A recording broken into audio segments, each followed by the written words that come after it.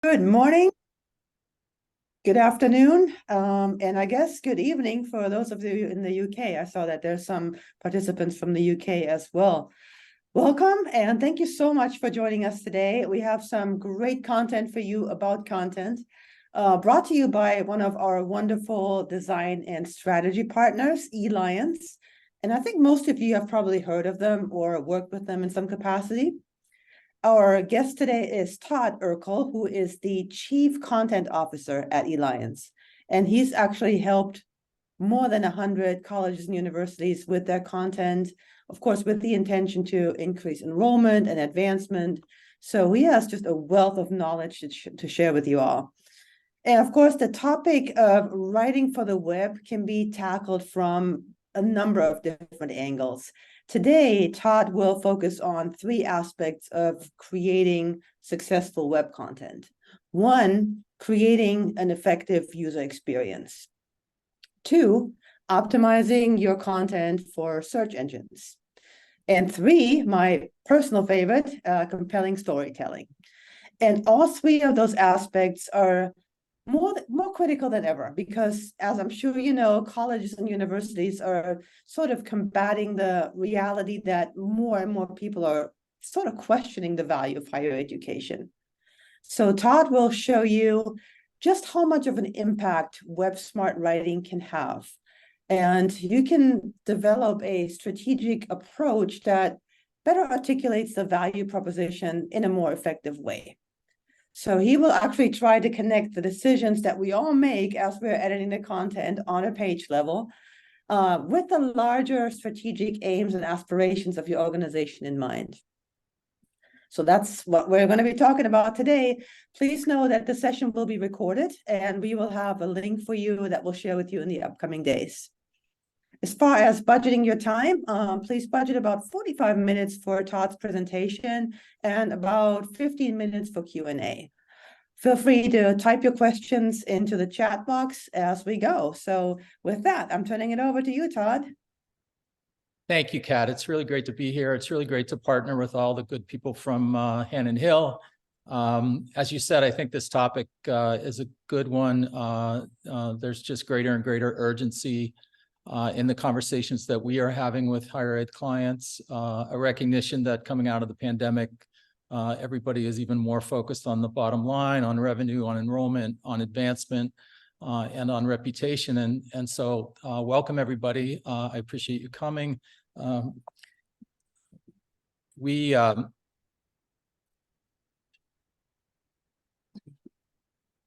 had a really wonderful partnership with Hannon Hill. You know, I joined Eliance in 2006. I came very much from a print background. And, you know, the last assignment I did in the analog world was a 5,000-word magazine story. The first assignment I did in the digital world was a 156-character meta description. So I think that contrast was really a stark one.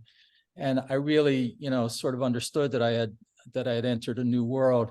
And in the 17 years since, I've often felt somewhat had this feeling that persuasion in the digital world, even though the tools are amazing and the reach is amazing, I've always felt somewhat hamstrung in the digital world at the page level. And it really wasn't until I met Hannon Hill and the Cascade CMS that I started to feel like there was a tool that was working for me and with me rather than against me. And before I leap into my stuff, I'm just kind of curious as a user of Cascade.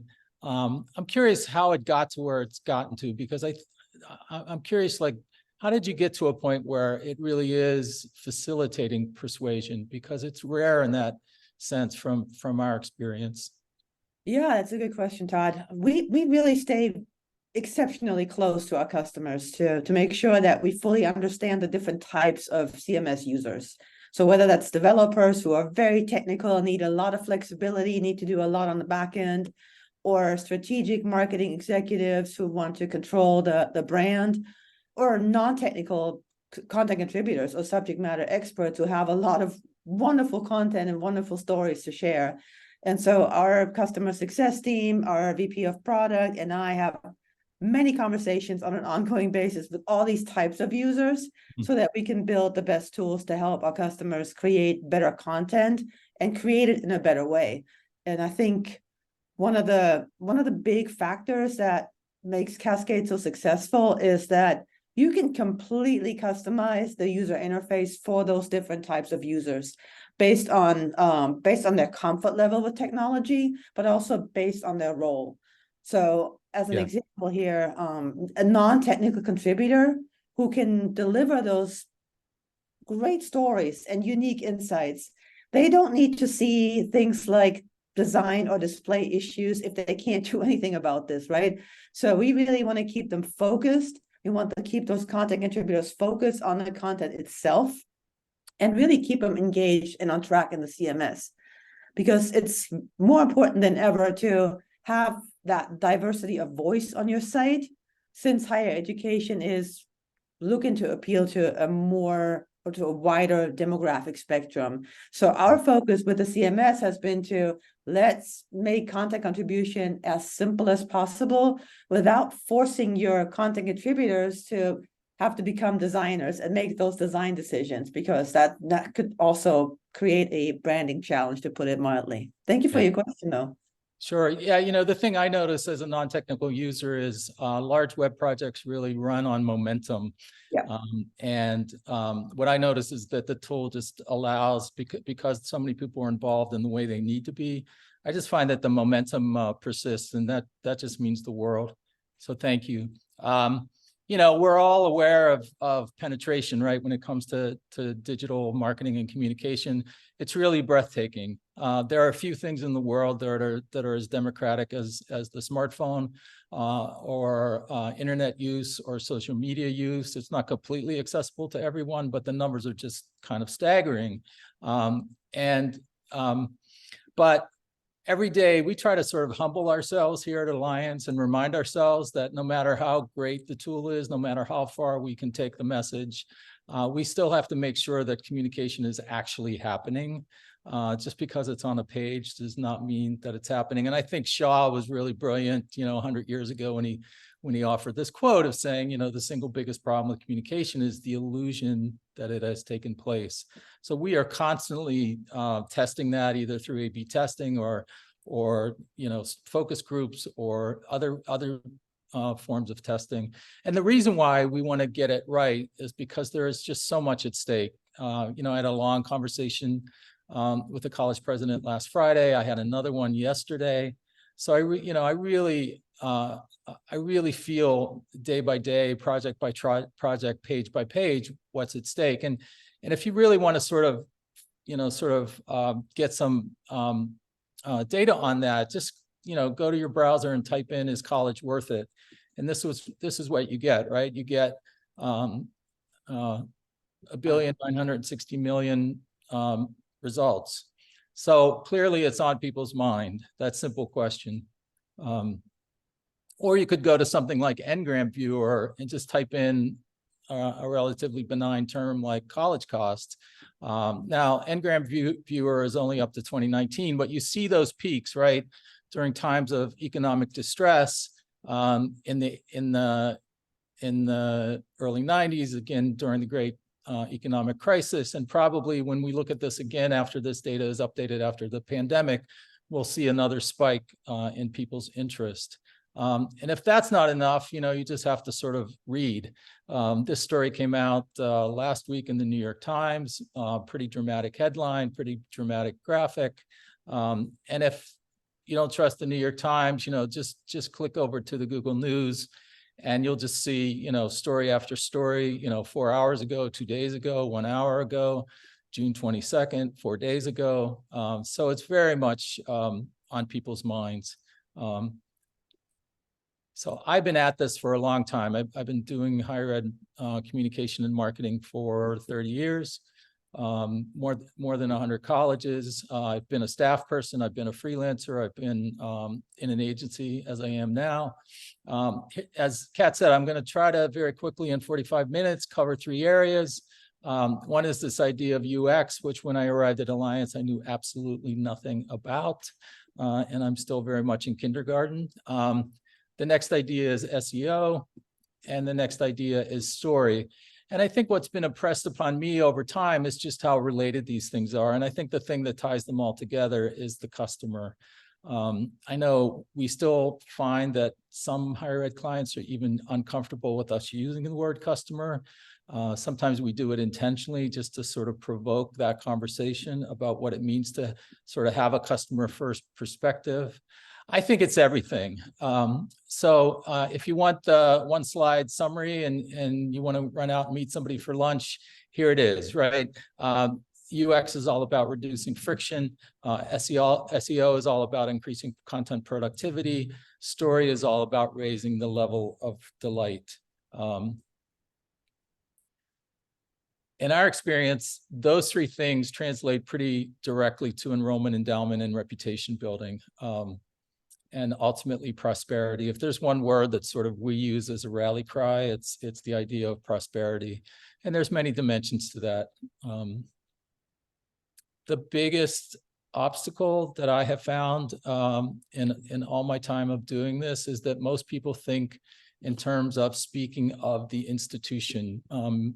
Many of you may be employed by a college or university. And so when you show up for work each day, whether it's remote or in person, and you sit down at your computer and you think about, who signed your paycheck, there's an inevitable sort of gravitational pull to the idea that you're there to speak of the institution. Unfortunately, that's the worst thing we can do as marketers, as communicators. We really need to speak to the customer. And there's sometimes subtle, sometimes not so subtle differences in those two. Aristotle sort of told us about this many, many years ago, of course, which is the point of any story is what happens to the hero, not to the writer. And in this case, the institution is never the hero. Faculty may be the hero, staff may be the hero, coaches, advisors, students, certainly, alumni, certainly, but not the institution itself. And that's in my experience, that's one of the most difficult obstacles to overcome. In the last 5 to 10 years, there's been this just like slew of books written about this topic. This is one of them. It's You Can Do Anything, The Surprising Power of a Useless Liberal Arts Education by George Anders. There are many, many others. And he talks about in this book this idea that one important reason why colleges are in distress is because that the people leading them, the scholars, the people buying the product and the promise of them, the student, and the employers are at odds because of this, what he calls this agonizing translation problem. And I find it all the time.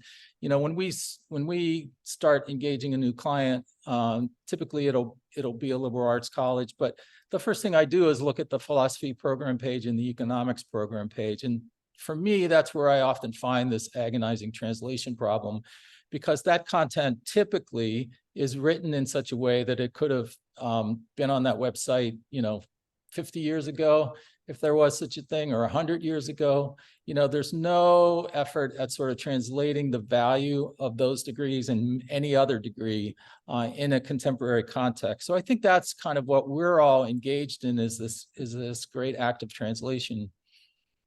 So that's an overview. I'm going to dive into the three topics now. I'll move quickly. We'll pause at the end of each one, and you can enter a question if you like, or if you'd rather save a question to the end, that's fine.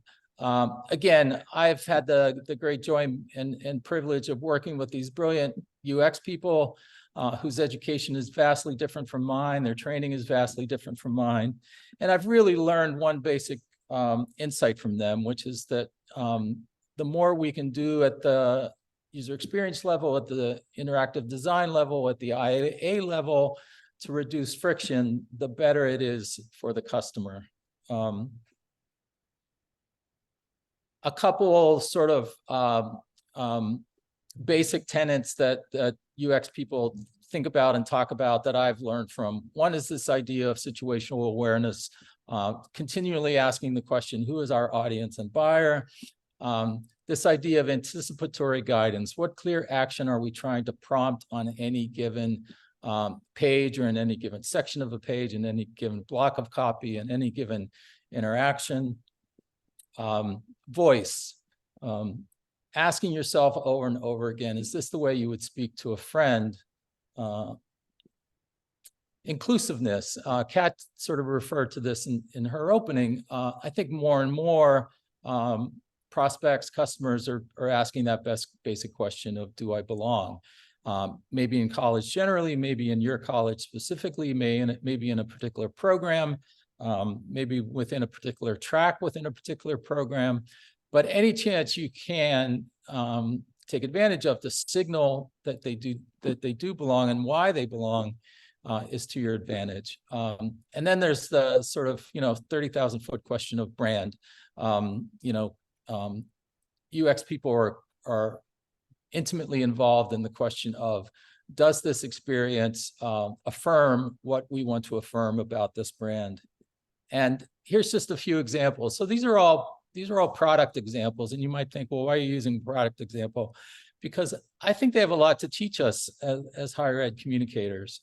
So this is Slack, which is a tool that some of you may use, some of you may be familiar with, but I think they just do a really wonderful job, right? First, of acknowledging the situation.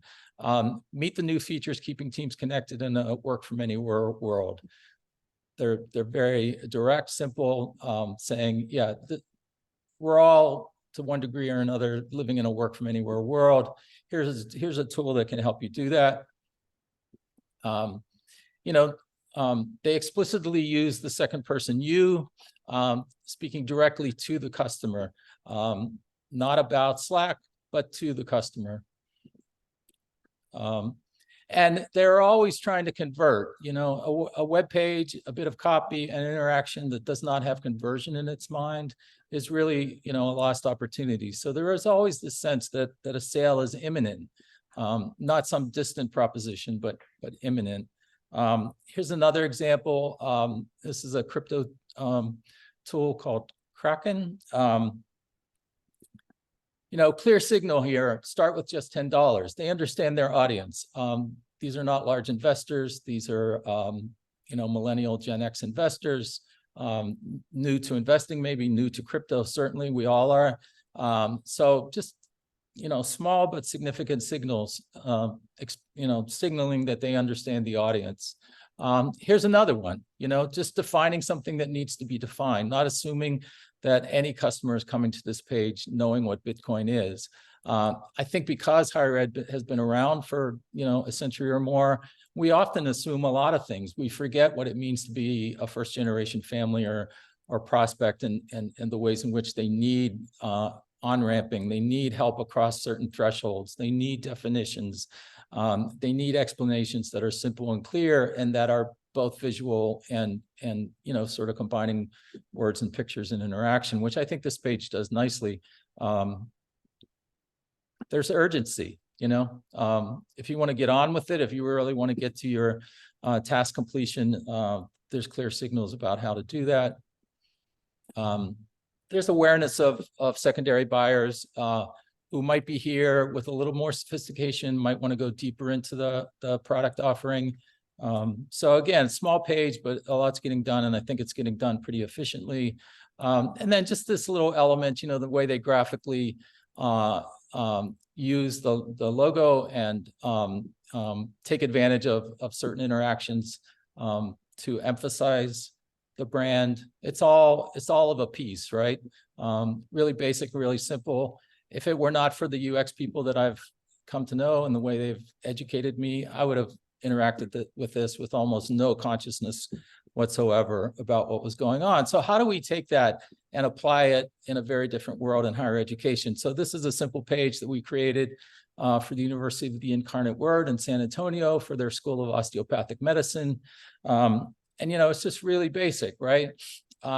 There's positioning going on here, and there's a certain attention to voice. So again, using that second person you, speaking to this prospect as a prospective student, but subtly addressing them as a future doctor. I mean, it's a very subtle sort of use of language and vocabulary and voice, but an important one. And then, getting to the task completion. So copy, web smart writing never exists in a vacuum. It's always in the context of the IA, of the wireframe, of larger considerations of brand. And ultimately, as Abu, the owner of Alliance, often says, are we solving a business problem? And I think that's a really critical question for all of us to hang on to. Here's another higher ed example. This is a landing page for Florida Polytechnic University outside of Lakeland. Again, careful choice of photography, signaling without saying much that this is a culture, this is a maker culture environment university. Being clear about the position in as few words as possible. Sending buyer signals in terms of anticipating what it is they're concerned about. Are there sufficient options? What does it mean for career? It's a new school, so we wanted to emphasize that although it's new, it's well supported, it's in the right place. Just really simple things about that idea of belonging. We went down, we spent time with the students. It's a unique group of people. They are anything but conforming. They are non-conforming as a collective. They are non-conforming between each other. So how do you address an audience like that with respect? So this copy says, you will feel at home among a community of bright, interesting peers, a place where you can feel comfortable in your identity and proud of your distinctiveness. So really, figuring out how to send that signal so that they feel like this is their tribe.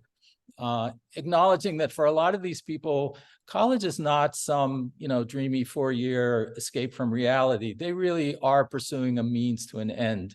And the end for them is to apply their amazing technical know-how and make incredible salaries that would make all of us writers envious. So really anticipating that desire, building out a very robust map of Florida and all of its opportunities in every imaginable sector involving technology, aerospace, AI and machine learning, military and cyber, their proximity to Disney, autonomous technology, game development. So a lot of research goes into this to create a very simple interaction. And this is, in my mind, this is kind of the nice marriage between content and UX, because, in the old days as a magazine writer, I would have written just tons of words about each one of these verticals, each one of these companies. And now the power of digital is you can do it much more efficiently with less friction. And again, recognizing that for out-of-state students, they may not know that Florida is more than Disney. So just being aware, situational awareness about the buyer, the institution, just very simple alumni stories offering proof. They have an amazing building, one of the most distinct academic buildings in all of higher education. It's got that sort of cantilevered roof that opens and closes based on the sunshine each day.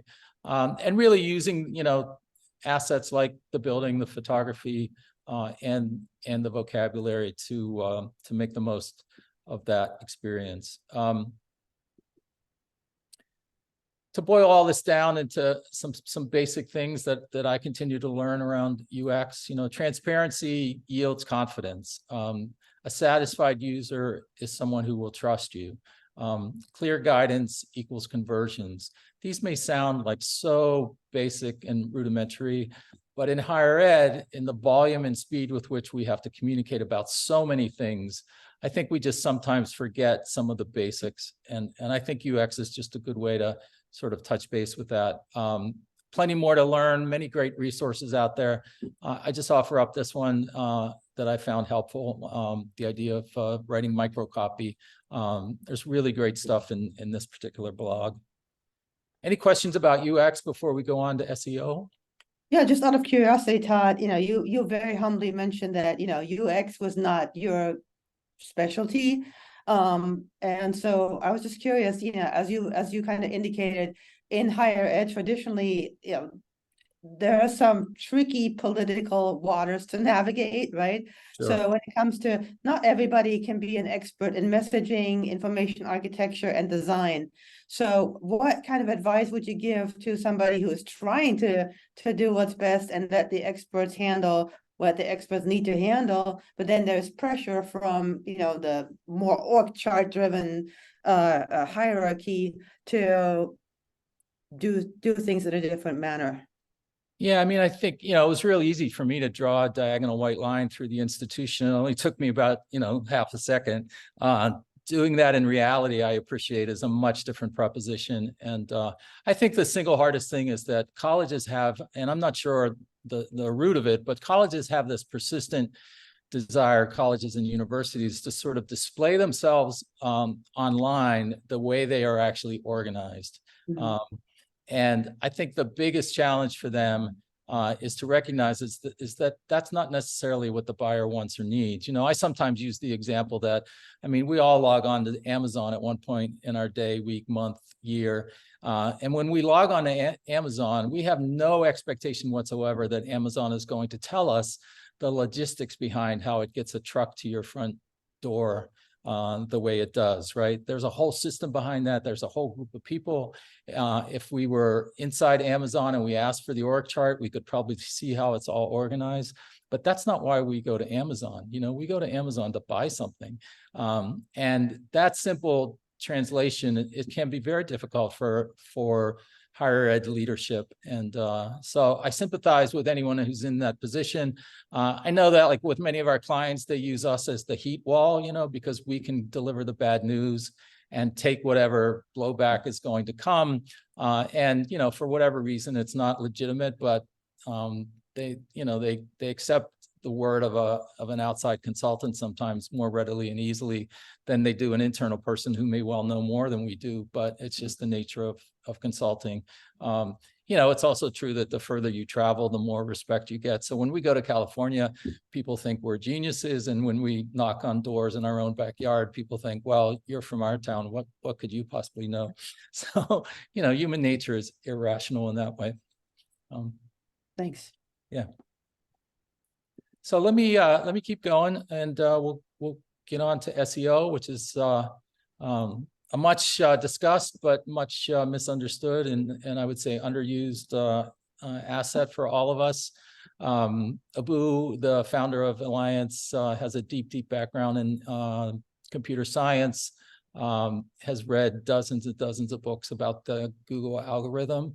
So he's not necessarily the person you want to get trapped in a car with for a long ride, but he's an incredible asset in terms of this company and how we help clients, because his depth of knowledge is just unmatched. And Abu really taught me, you know, from the get-go, this idea of content productivity. It's not two words I would have ever put together if I didn't learn it. And once I learned it, I very quickly understood it in ways that I never did in the analog world.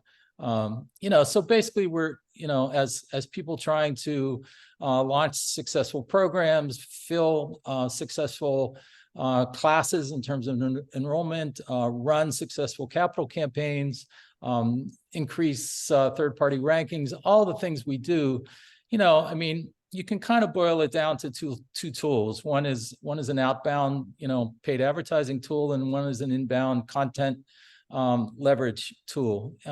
And we're, you know, we do both. We're not an agency that necessarily favors one over the other, but we do recognize the sort of ecosystem in which these decisions are being made. And the truth is, you know, 95% of our clients can't really afford to participate in the arms race that's going on. You know, for years, that arms race was pretty limited to for-profit giants, you know, like the Apollo Group. And there is still that group, you know, they're still spending $1 million a month on paid advertising. We have yet to meet the client who wants to spend $1 million per month. We'd love to if you're out there. We are open for business. But you know, if you look at some of those folks like Kaplan and Capella and Walden and Strayer, you know, they are in fact spending a lot of money out there and driving up you know, bid prices on paid Google. So if that was all the competition that was out there, that would be enough. But now we live in an era where the nonprofit land grant schools have really become mega players in this whole thing. So this data is from the Washington Post.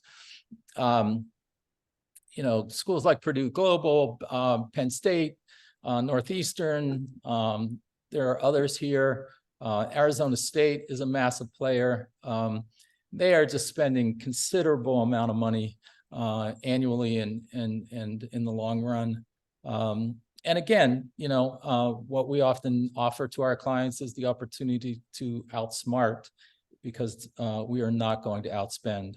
And that act of outsmarting really begins with a basic understanding. I'm sure you all know this, but it's worth repeating, just a basic understanding of the search results. And these are changing. I should probably change this graphic a bit, just because, you know, Google, it used to be that Google would stack the paid ads at the top, and then you were free to sort of roam the organic results.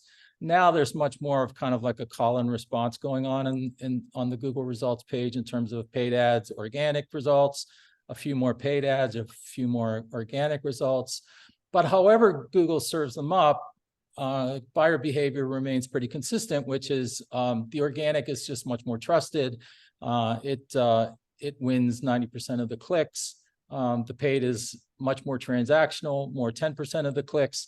Now there is NYU Stern School of Business did a study that showed there is a little bit of a symbiotic relationship between paid and organic, so that if you do have a top organic result and you do include a paid result, they can have a mutually reinforcing effect on each other. You know, this is a quote that many of you may have heard of, the idea that if you have more brains, if you have more money than brains, then go ahead and advertise. If you have more brains than money, then go ahead and figure out how to make the most of your content. So let's talk about that a little bit. Inbound. This is a little device that I use for my own benefit, and I've shared with clients. It may or may not land for those of you listening and watching today. But over time, I've recognized that the force I'm up against often is there is a pre-existing mindset that I find within higher ed. And it goes back to that idea of not the institution, but to the customer. And the mindset is really a promotional one. And what I feel like we are trying to do is sort of slowly together shift to what I would call a publishing mindset. And I'll try to unwrap and unpack that a little bit. And in service of that idea, that larger idea of content productivity. So I'm going to show these real quickly. These are just two examples. So this is a client who in 1 month produced 42 news items, and it had zero productivity in terms of keywords, shares, likes. Here's another client that over 12 months had produced 833 news items, and again had zero productivity. And what breaks my heart is that I realize how precious salaries are. You know, staff is. I've worked with clients who go to the board and make, you know, robust arguments for more help, for more writers, for more UX people, for more video people. So I know how hard it is to produce content on a day-to-day basis. And so to produce it and have it sort of lie dormant and not really provide any benefit, and in my view, is kind of a tragedy. And then when I think of publishing, you know, this is a version of publishing. So you think about, you know, Harry Potter, you think about Sgt. Pepper, or A Charlie Brown Christmas. You know, these things were created a long time ago, and they just sell and sell and sell and work and work and work year after year after year on behalf of the people that produce this content. It's great content. It's not a surprise. But for me, this is kind of a model or an aspiration that we as higher ed content producers should think about. What can we do so that the quality of it, the staying power of it, the persistence of it, and the intelligence behind it is so good that it just keeps working for us for years, probably long after we leave the job that in which we produced it. So, you know, the basic challenge of that, of course, is that whereas as a magazine and newspaper writer, I used to think about one audience, the human audience. Now I have to think about two. I have to write so that the human reader is delighted, and I have to write so that the Googlebot is satisfied. And I have to write in such a way that neither knows the other audience exists, right? So that's the sort of fundamental challenge before all of us. Why move from promotion to publishing? Here's my best case. You know, in the promotional world, you write something, you write a press release, you write a news item. It has a very limited shelf life. It has a very strictly defined audience, which are humans. It tends to target people who already know about you and who get to you, excuse me, through what we would call branded phrases. So they're already typing in school names, they're already typing in mascot names, team names, location names. So that's the audience of people who already know you. You know, there's a kind of built-in bias towards an upbeat tone. The copy tends to be factual, which is always good, but the value is temporary. And if you think about a publishing mindset, our goal is for the shelf life to be forever. Our audience, again, is both the human and the Googlebot. We very much want to target what we would call explorers, people who are trying to meet a specific need, but have no idea that you already exist and can fill that need. For us, that's the perfect customer. So they're typing in, you know, forensic psychology programs, but they don't know that your school is known for that. They don't know that you have this amazing faculty person, and they don't know her research. And when they discover it, there's that aha light bulb moment where they realize this may be a match. In the publishing mindset, tone is really not that important. You know, the Googlebot doesn't care that you went to the college that you work for, that you're an alum, that you have a whole, you know, closet full of gear, that you regularly attend the tailgate. You know, all that sort of sentiment, all that enthusiasm is really lost on the bot. It doesn't register that. Instead, it is registering sort of these larger questions, which is, who are you and why do you matter? And those are very much questions we pursue when we're doing brand projects. And the Googlebot is incredibly well attuned because of the power of all the natural language processing AI that Google is using.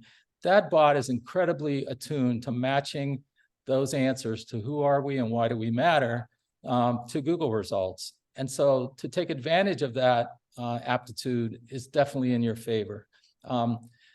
What I would say about copy, and this may be one of the most important words I utter, and that's the word intent or intentional. The key to all this is that everything you create has a certain intent behind it. It is informed by a keyword desire, by a set of keyword phrases, by what we might call a keyword lexicon or a keyword Bible. And the value of that content, again, is renewable. So what does that look like? I'm just going to give you a couple of quick examples. This is a blog, one of many that we did for William Woods University in Fulton, Missouri. They have a really wonderful equestrian studies program. It's a program that is able to recruit nationally. We poured ourselves into getting to know that program, every faculty member, every one of the 150 horses, every one of the students, and we really just produced this goldmine of good, productive content out of it. So here's one blog post, 5 facts about saddle seat. That one blog post, back when this screen capture was done, had already 367 Facebook likes, some activity in LinkedIn.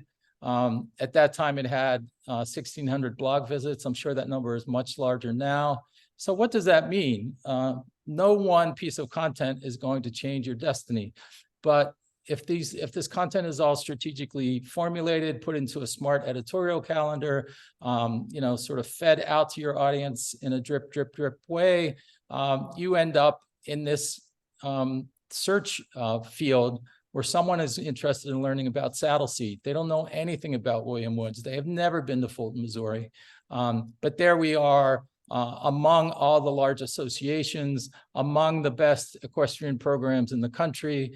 And that's where prosperity comes from. That's the source. So one more quick example. I share this one just because it's more of an infographic approach.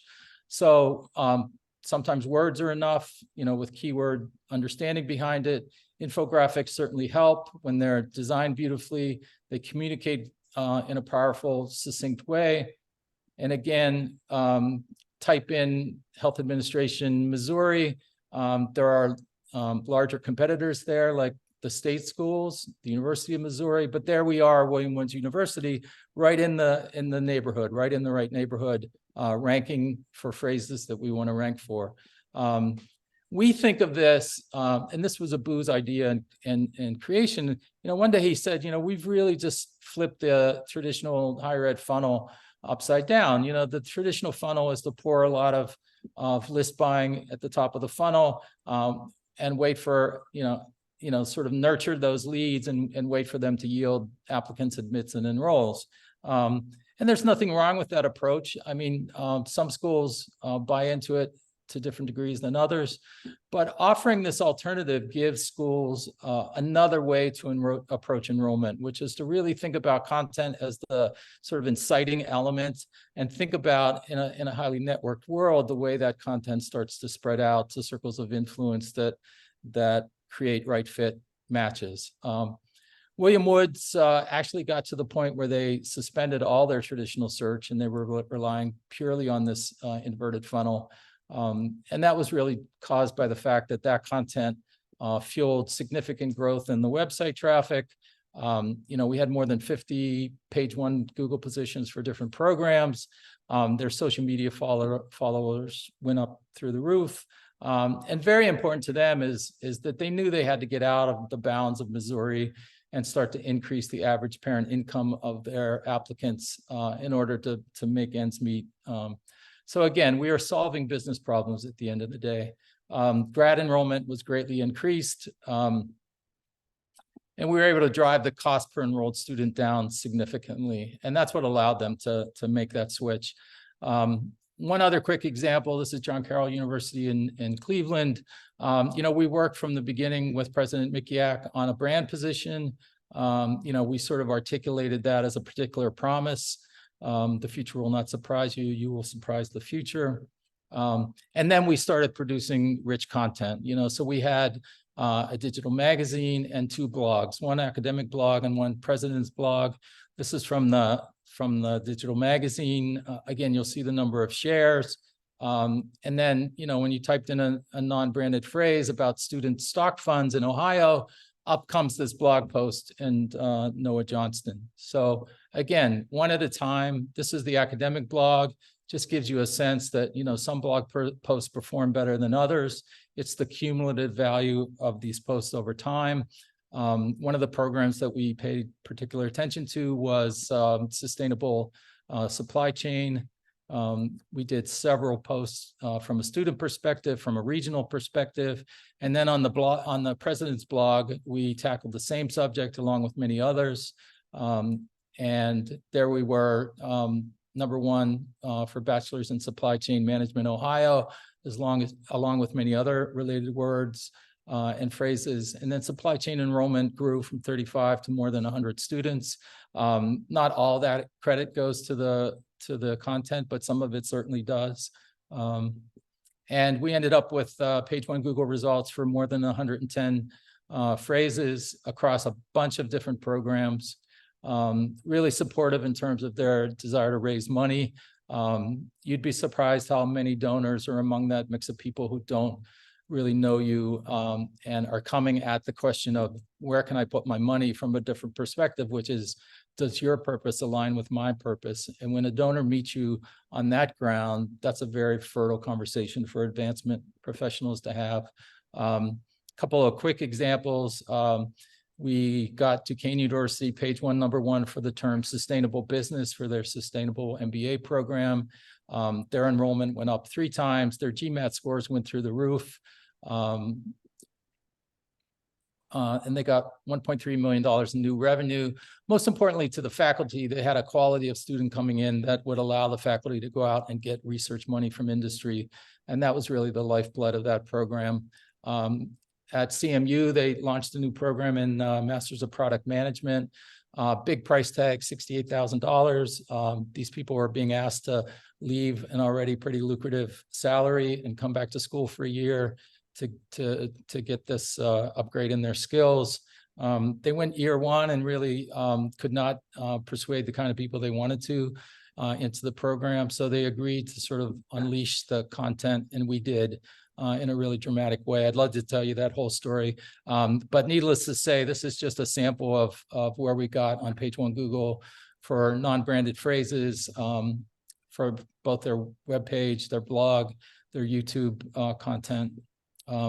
Their enrollment grew 12 times. And again, the quality of their students was so dramatic that there was some envy within other CMU programs that they felt like this new program was taking the best students. We did this work for Concordia out in Irvine, California for a master's in coaching. They went from 50 students to 500, $20 million from one graduate degree program. So, at the graduate and online level, if you have the right program and the right content and the right strategy, the revenue impact is dramatic, and can benefit not just that program and graduate generally, but the institution as a whole. St. Leo down in Tampa, again, a school that was pretty savvy about online programming, online courses long before the pandemic, like 20 years before the pandemic, they were doing online, big military audience. So learning how to leverage all that content, every single photograph, video, web page, program page, brought them $8 million in new revenue. So that's a quick tour of SEO. Again, we just, Alliance, we were a digital agency from the get-go. So we've got a nice combination here of people that are very technical and folks like me who are not. Any questions on SEO before we do a very brief story look, and then we'll be finished? Go ahead, Todd. I have a couple of questions, but I will reserve that until the end. Okay, so story, this is the bias I came into the digital world with. I was used to telling long stories. And I've learned over time that story is alive and well. You just have to be smart about it, right? I love this quote. We as a species are so addicted to story that we spend, we're up all night telling ourselves stories in the form of dreams. And there's just a lot of evidence from evolutionary biology about why we've been at this for as long as we've been on planet Earth.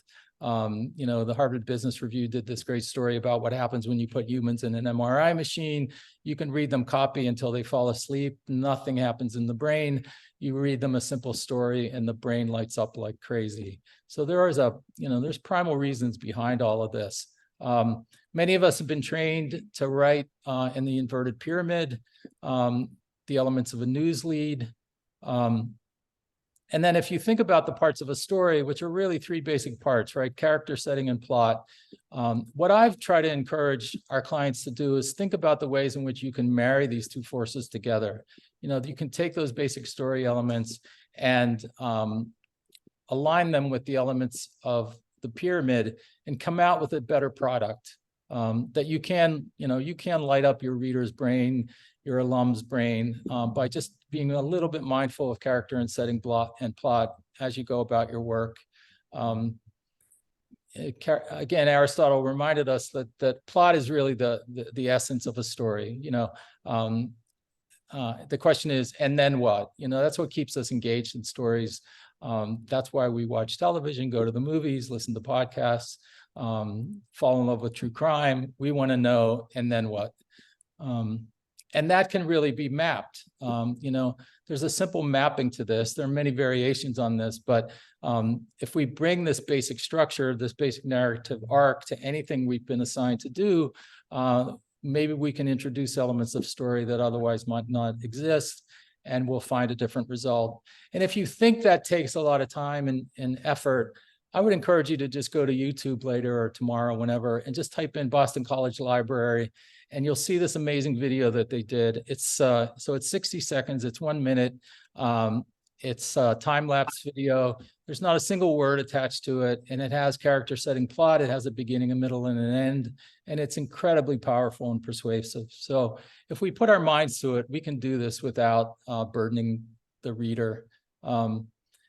And then finally, I think these are just two big thoughts I'll close with. I love what this professor said. Information is no longer our currency as writers and communicators.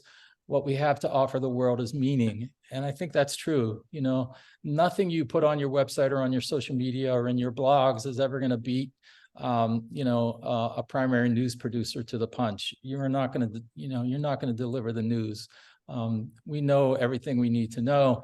And I like what Annette Simmons says about that. She says, people don't want more information. They are up to their eyeballs in information. They want faith in you, your goals, your success, and the story you tell. And I think that's ultimately the unifying thread between UX, SEO, and story is, are we increasing the faith that our prospects and our customers, our alums, our donors, our partners have in the story we have to tell, and what we're claiming in terms of who we are and why we matter.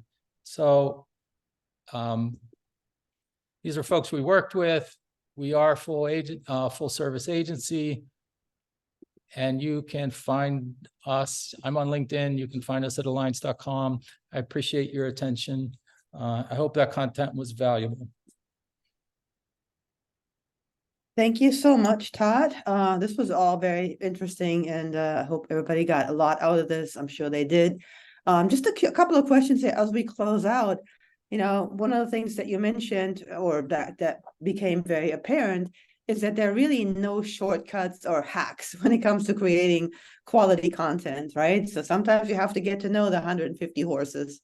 So just curious, are there any tools that you can recommend that would help improve the effectiveness of web content? Yeah, I mean, I know on the technical side, our team uses a variety of tools to sort of research keyword frequency to see what are people searching and in what variations. You'd be amazed at what people actually, you can think that they're typing, forensic psychology degrees, Midwest, but they may be typing 6 or 8 or 12 different variations of that. So there are those kind of tools. I don't use them on a day-to-day basis, but our SEO team certainly does. And there's often a conversation between the content team and the SEO team where they'll say things like, oh, we're leaning in this direction, and then we might offer a different perspective. I know right now we're working with an osteopathic medical school, and so I'm knee deep in the demographics in terms of what states are producing medical school applicants, and they're knee deep in the keyword frequency data. So we kind of bring that data together and sort of make strategic decisions about where to invest and where to position content relative to certain phrases and priorities. As far as, folks like me who might have more of a non-technical bent, I think Chris and I talked about this on the podcast that we did. I know so many higher ed, college and university communication departments that are, there's a recognition, it's been slow to develop, but there's been a recognition that these folks need help, that they need content producers. And I think boards and presidents are coming up with budgets. But what I'm often seeing is that the people doing the hiring are going out and they're hiring people more based on the tool knowledge that someone has, so that they know a CMS or they know how to use a search frequency tool, but they bring very little reporting background. And if I wished one thing for colleges and universities, it would be to put some priority on the talent and experience that people have with reporting, because at the end of the day, there's really no shortcut to picking up a phone and asking someone questions. I mean, that's what I was trained to do as a journalist. And I find that doesn't sound like much of a skill, but at the end of the day, the willingness to do that really shapes the end result. So I would just encourage people to make sure when you're out there, assessing whether or not someone is right for your team, that's a critical component. And especially in an age where people don't make phone calls anymore, there are a lot of, folks who you'd say, oh, call that CEO and find out this is what we need to know. They would look at you like, I'm not calling somebody, especially not somebody important, especially since they don't know me. How can I call them? So I think more than ever, it's important to have people willing to kind of use that basic skill. Yeah, thank you.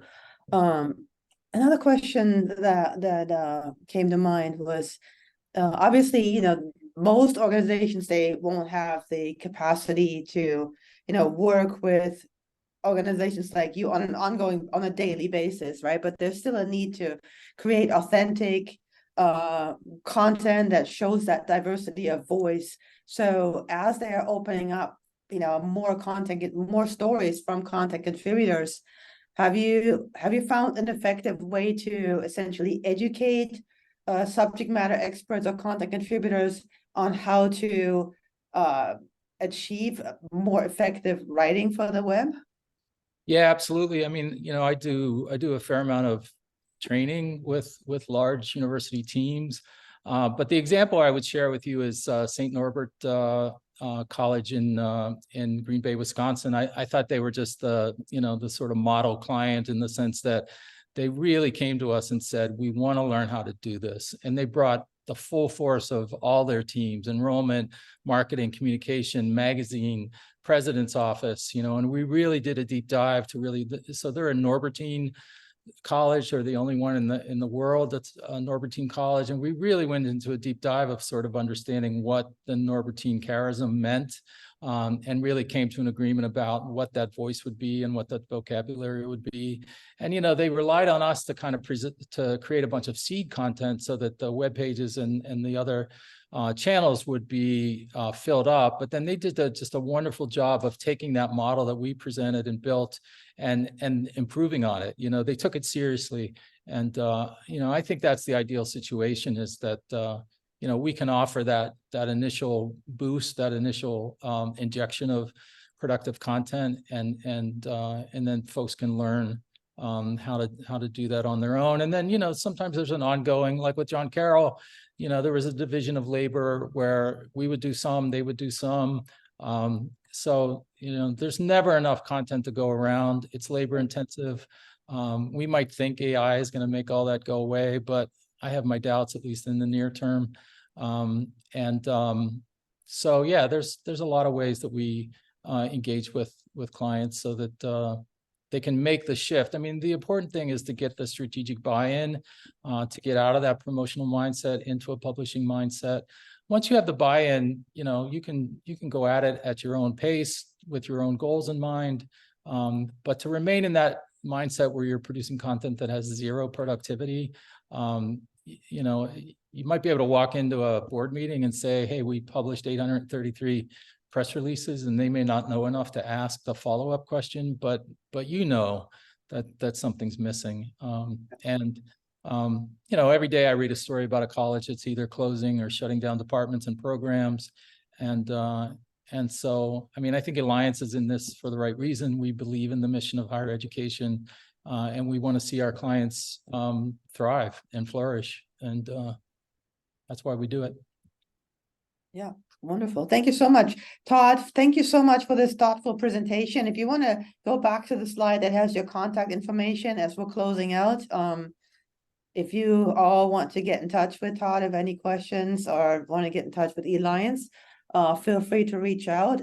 As I mentioned before, we are going to share a recording of this presentation in case you wanted to share that with somebody else. And of course, for the people that were not able to attend today but signed up. So Todd, thank you once again. And I hope that you were all inspired by Todd's presentation and that you saw some great possibilities to bring your value proposition to the forefront, and that you as content managers feel empowered by the impact that you can make. So with that, we're going to close it out. Thank you for your attention. And we hope to see you in our next webinar, which I believe is going to happen on October 25th. And that'll focus on accessibility. So Todd, thank you again. Thank you. Everybody who's been in attendance, thank you so much, and have a great rest of your day. I know.